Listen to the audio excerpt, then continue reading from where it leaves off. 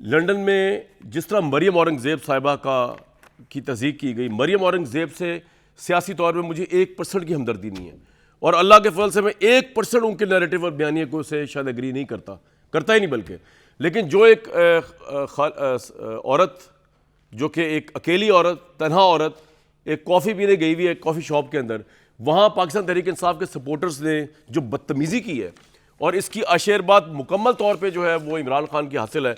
लोग भूल जाते हैं कि ये लोग, यानी कि हमारे सियासतदान जिस मुंह से रियासत मदीना और अहमद सल्लम के अखलाक की बात करते हैं, मैं अब आपको ज़रा कुरान शरीफ की आयत पढ़ के सुनाता हूँ।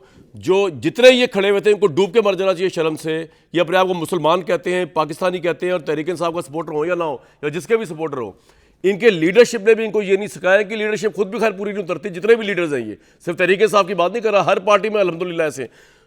अल्लाह ताला ने फरमाया सूरह हुजरात के अंदर, ये अगर हम चला दें ज़रा, कि ए ईमान वालों, मर्दों का कोई ग्रोह दूसरे ग्रोह का मजाक ना उड़ाए।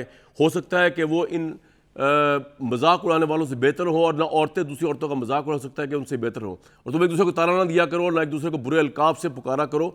ईमान के बाद फासिक कहलाना बुरा नाम है, और जो लोग तौबा ना करें वही जालिम है। इमरान खान साहब, आप ये दिन रात ये आयत पढ़ा करें, क्योंकि जिस तरह आप नाम बिगाड़ते हैं, ख्वाह वो किसी का भी हो, या इवन पाकिस्तान के दूसरे लीडर्स जिस तरह नाम बिगाड़ते हैं, ये इमरान खान तो इस वक्त सबसे फ्रंट पे है ना इस काम के लिए।